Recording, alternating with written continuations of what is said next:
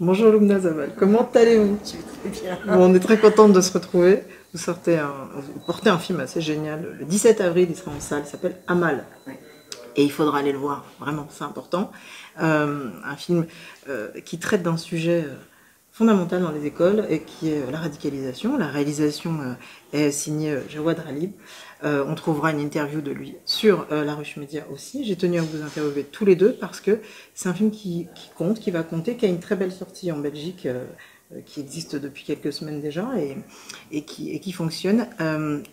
Le rôle que vous avez donné au réalisateur est un rôle très fort, je dois avoir très vite là-dessus. Une femme professeure, éclaireuse des pensées, qui a envie de dire à des élèves pensez par vous-même. D'ailleurs, Un esprit libre est le sous-titre du film.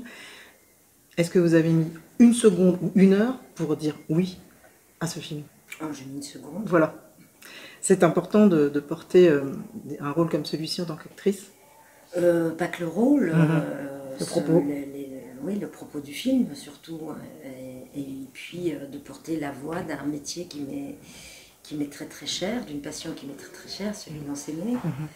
Et parce que c'est un métier qui fait partie du ciment, c'est un des ciments de notre société, et que je trouve, indépendamment de ces problèmes de radicalisation, assez maltraités en règle générale. Ce sont des gens qui travaillent sans arrêt, en fait. Il n'y a pas de séparation entre leur vie intime et le travail. Ils embarquent l'école chez eux et vice-versa. Et donc, et moi, j'ai d'excellents souvenirs avec mes propres professeurs à moi. Certains d'entre eux m'ont sauvé la vie. Ils ont été euh, mon bouée d'oxygène pour moi, et j'ai appris énormément grâce à eux, et je leur dois énormément de choses. Donc oui, c'est des gens que j'aime infiniment.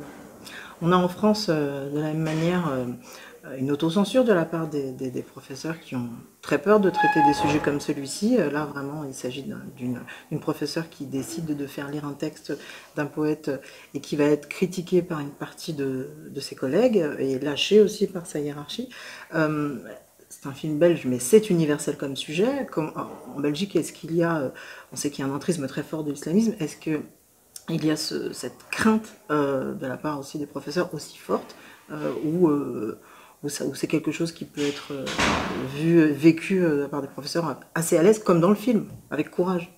Si la crainte est aussi forte qu'ici, Oui, vous voulez dire oui, qu'en de la part France, des professeurs, oui, l'autocensure. disons que pour le moment, touchons du bois, on n'a encore personne qui a été décapité, Voilà, mais c'est ça.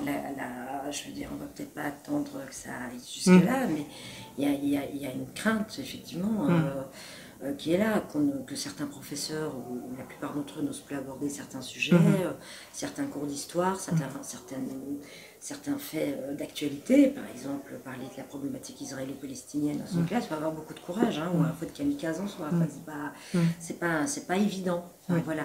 Je ne dis pas que ça concerne toutes les écoles, mais ça concerne quand même pas mal d'écoles. Et qu'il y ait des profs qui partent le matin de chez eux avec la boule au ventre, en marchant sur des œufs, en se demandant comment on va aborder tel ou tel sujet, quel terme il faut utiliser pour ne vexer personne, pour qu'on ne le prenne pas mal, pour que ci, pour que ça. C'est exténuant, juste à faire ce travail-là intellectuel. Juste ça, en fait, je crois que c'est épuisant. Et la journée n'a même pas encore commencé.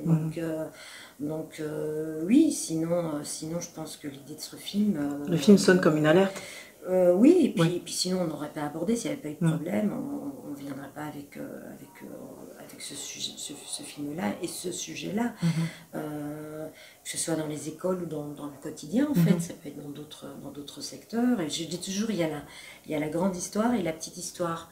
La grande histoire, pour moi, ça peut être soit l'Euro 70, soit le Bataclan, soit ce qui s'est passé la semaine dernière à Moscou, où malheureusement la tragédie...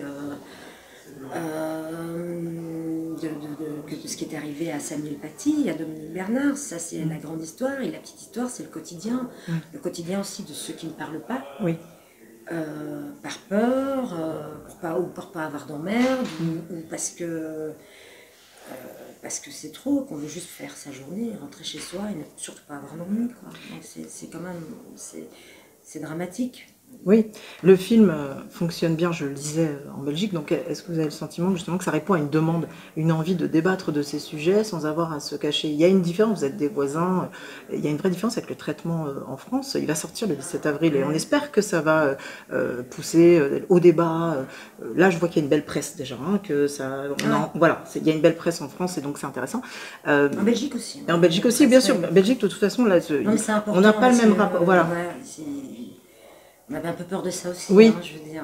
De toucher à un sujet touchy qui fasse que les médias reculent. Où ils reculent, ou qu'ils aient peur de comment ça pourrait être perçu, comment ça pourrait être récupéré, mais je pense que le film n'est pas ambigu. On met le doigt sur quelque chose, sur un fléau qui existe depuis quelques années, qui pourrit la vie de tout le monde. Et sur un fléau bien précis qui est l'obscurantisme islamiste, qui est l'extrémisme, et non pas sur la population, sur les citoyens de confession musulmane en tout cas.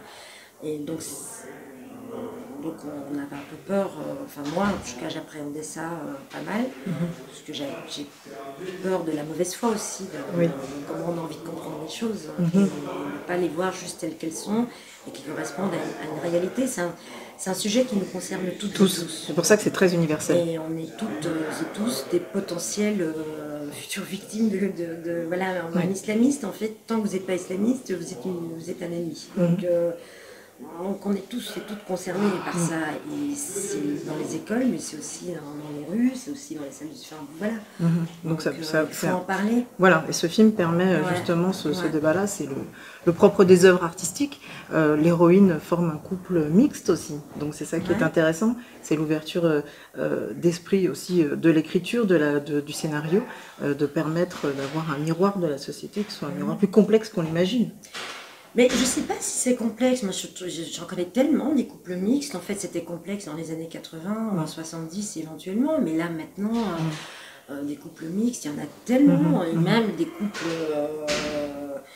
mixtes, l'un est musulman, l'autre juif, hein, je veux dire, ça devient presque, heureusement, normal. Mais il y a eu un travail qui a été fait. Là pour moi, c'était pas l'aspect original, c'était plus l'aspect normal. J'ai vécu 25 ans avec un bon français, vous voyez, donc bordelais. 30 ans même, 30 ans. Donc voilà, donc c'est pas...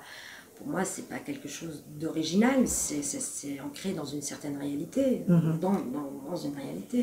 Mais c'est très important de le dire, parce que la France, c'est un des pays c'est le pays où il y a le plus de couples mixtes, et la loupe qui est organisée, enfin, qui est faite par les médias, font qu'on regarde souvent sous le prisme ce qui nous est montré, alors que la réalité est tout autre.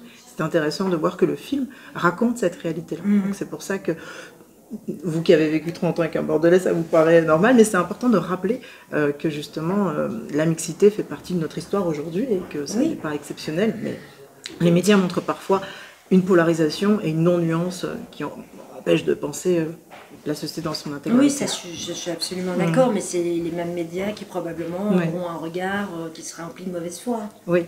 Voilà. Tout à fait. Voilà, on veut voir ce qu'on a envie de voir. Donc, oui, mais heureusement que... Voilà.